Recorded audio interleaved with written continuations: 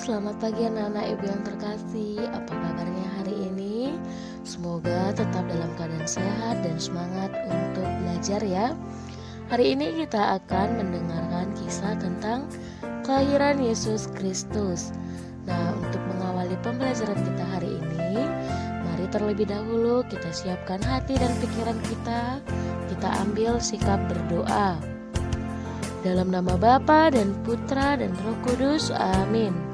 Terima kasih Tuhan, Engkau memberi kami Yesus sebagai juru selamat yang lahir di malam Natal. Ajarilah kami Tuhan untuk bersuka cita dalam merayakan Natal dan setia mengikuti ajaran Yesus, amin. Dalam nama Bapa dan Putra dan Roh Kudus, amin. Nah, anak-anak ibu yang terkasih, coba diperhatikan dan diamati gambar yang ibu tampilkan berikut ini. Gambar apa ya itu? Ya, benar sekali, itu adalah gambar seorang ibu yang terlihat sangat bahagia ketika menggendong anaknya, menggendong sang buah hatinya. Nah, coba ditanya mama dan papanya di rumah. Pasti mama dan papa kamu juga sangat bahagia ketika kamu hadir di dunia melengkapi hidup mereka. Atau kamu dapat melihat kebahagiaan yang terpancar di keluargamu ketika adikmu lahir. Pasti sangat bahagia ya kan? Pasti sangat senang mempunyai seorang adik ya kan? Nah, hal yang sama dialami oleh Maria dan Yosef. Siapa Maria dan Yosef? Ya, benar sekali. Maria dan Yosef adalah orang tua Yesus. Nah, diperhatikan gambar yang sudah ibu tampilkan berikut ini. Yesus lahir di kandang domba. Coba dilihat pada saat Yesus lahir banyak sekali yang datang mengunjungi Yesus ya kan? Ada malaikat, para gembala dan para binatang-binatang. Bu, kenapa sih lebih banyak para binatang? Ya, karena Yesus lahir di kandang domba. Yesus tidak lahir di rumah sakit yang bagus, yang mewah, tidak lahir di rumah sakit seperti itu, atau di rumah yang nyaman, yang sudah dipersiapkan segala-galanya. Tidak, Yesus lahir di sebuah kandang domba. Kandang. Kenapa di kandang? Karena Yesus ingin sama seperti manusia, bahkan lebih rendah dari manusia dan lebih sederhana.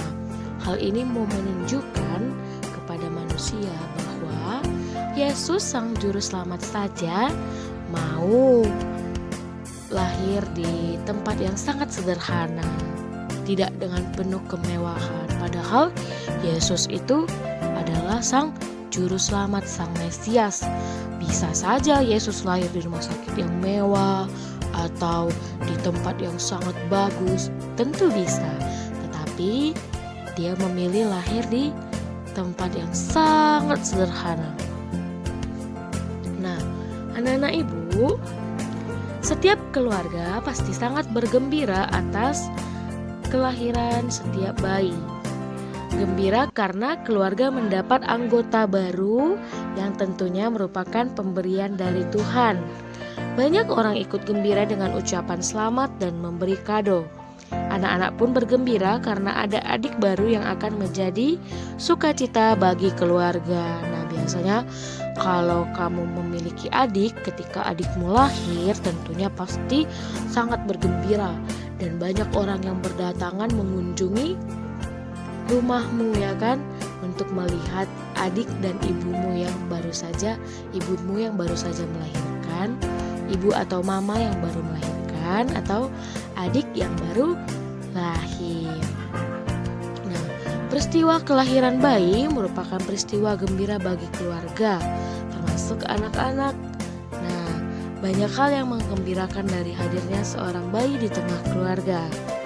Biasanya sebelum bayi lahir, keluarga mulai sibuk mempersiapkan segala keperluan untuk menyambut datangnya anugerah Allah itu.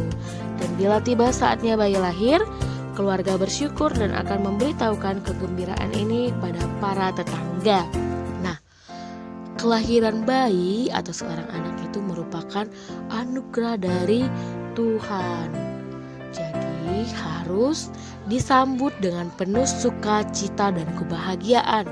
Nah, biasanya kalau ada anak yang baru lahir itu akan diberitahukan kepada semua orang bahwa ada kabar sukacita, ada kabar tentang kelahiran seorang anak atau seorang adik misalnya yang baru saja lahir atau hadir di dunia.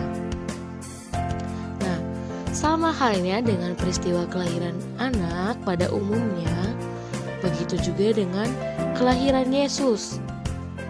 Kelahiran Yesus merupakan peristiwa gembira yang amat besar bukan hanya bagi keluarga Yesus, tetapi seluruh dunia. Sebab kedatangan Yesus sudah lama dinanti-nantikan oleh umat manusia.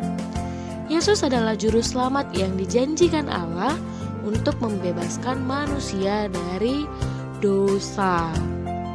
Nah, jadi kehadiran Yesus ini tidak hanya dinanti-nantikan oleh orang tuanya saja, oleh Maria dan Yosef saja, tetapi juga oleh seluruh umat manusia di dunia ini.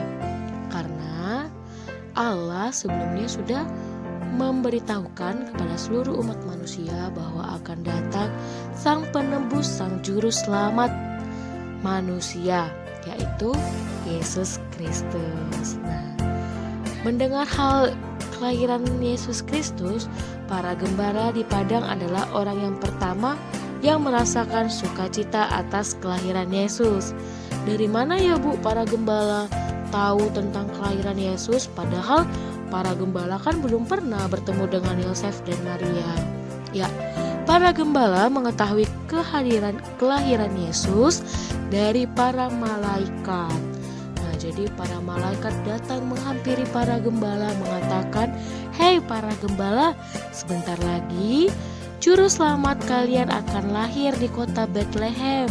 Jadi pergilah ke sana untuk melihatnya."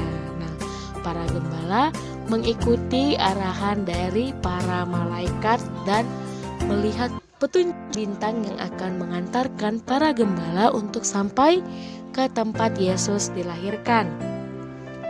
Meskipun mereka menemukan Yesus di kandang domba, namun hal itu tidak mengurangi sukacitanya. Dalam suasana sukacita, mereka dengan penuh semangat mewartakan kepada semua orang agar ikut bersukacita. Sampai sekarang pun, peristiwa kelahiran Yesus terus diwartakan dan dirayakan di seluruh dunia dengan penuh sukacita. Dunia bersukacita karena telah mendapatkan Yesus sebagai jalan kebenaran untuk sampai kepada kehidupan kekal.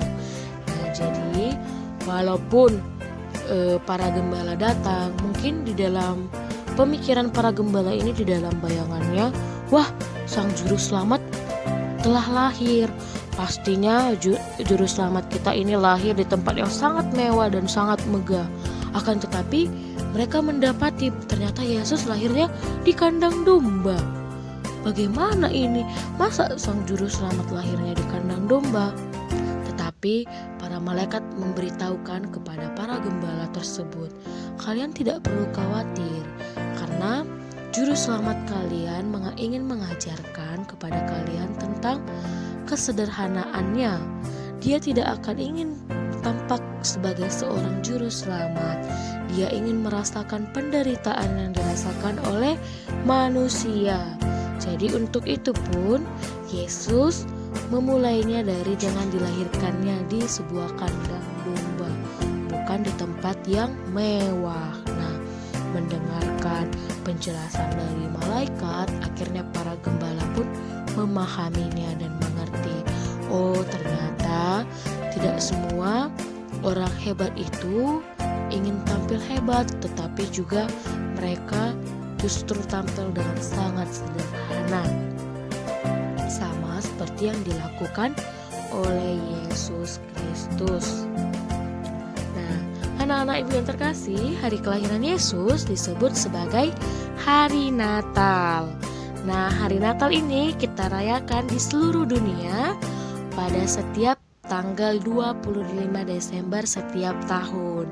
Wah, sebentar lagi Natal ya. Pasti sudah tidak sabar ya anak-anak ibu menyambut Natal ya kan? Karena Natal adalah peristiwa sukacita, maka hendaknya dirayakan dengan sukacita pula. Sukacita yang sejati keluar dari suasana batin yang bergembira karena telah dibebaskan dari kesalahan dan dosa kita. Karena itu, sebelum merayakan Natal, umat Kristiani biasanya menjalani masa Advent. Nah, yang dimaksud dengan masa Advent adalah umat manusia merenungkan kebaikan Allah, menyesali kesalahan dan dosa, dan bertobat. Selanjutnya kembali setia mengikuti jalan Yesus. Nah, sebelum kita merayakan Natal, terlebih dahulu kita merayakan atau memasuki masa Advent, yaitu masa pertobatan.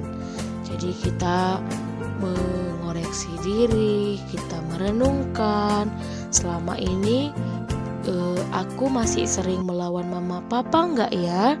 Masih sering nakal enggak ya di rumah? Masih sering tidak menghormati orang tua kaya? Masih sering tidak menghormati guru enggak ya? Nah, kita diajak untuk merenung sebelum memasuki masa Natal. Karena setelah memasuki masa Natal, kita akan menyambut Sang Juru Selamat kita. Oleh sebab itu kita harus meninggalkan hal-hal yang tidak baik dalam diri kita dan mengubahnya memasuki kehidupan yang baru, menjadi pribadi yang lebih baik lagi. Karena itu biasanya Natal ini selalu berdekatan dengan tahun baru ya kan. Jadi setelah merayakan Natal kita memasuki tahun yang baru, memasuki pergantian tahun. Kita juga harus mengubah hal-hal yang tidak baik dalam diri kita, yang awalnya suka melawan orang tua, tidak mengerjakan PR, melawan guru. Jadi di tahun yang baru kita meninggalkan kebiasaan-kebiasaan buruk kita dan mengubahnya menjadi kebiasaan yang baik, menjadi anak yang rajin mengerjakan PR, anak yang mematuhi nasihat guru dan orang tua dan menghormati guru dan orang tuanya. Nah, anak-anak ibu yang terkasih, kesimpulan dari pembelajaran kita hari ini yaitu ibu dan ayah Yesus bernama Maria dan Yusuf, atau biasa juga dikatakan Yosef atau Yusuf, itu sama saja ya. Yesus lahir di kota Bethlehem, tepatnya di sebuah kandang hewan. Orang-orang yang pertama mengunjungi bayi Yesus adalah para gembala. Nah, yang memberitahukan para gembala tentang kelahiran Yesus adalah malaikat Tuhan. Setelah melihat bayi Yesus, para gembala dengan sukacita mewartakan kabar gembira itu kepada semua orang agar ikut bergembira. Hari kelahiran Yesus disebut hari Natal. Natal dirayakan di seluruh dunia pada setiap tanggal 25 Desember. Bila kita merayakan Natal, hendaknya dengan suasana hati yang gembira dan penuh semangat.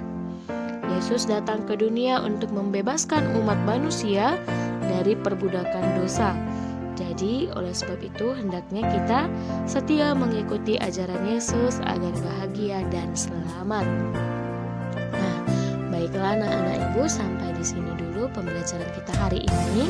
Semoga kita dapat bersukacita karena kita sebagai manusia yang berdosa telah ditebus oleh kehadiran dan kelahiran Yesus Sang Juru Selamat. Nah, untuk tugasnya silakan kamu kerjakan di buku agamamu. Jangan lupa untuk mengirimkannya ke WA pribadi ibu.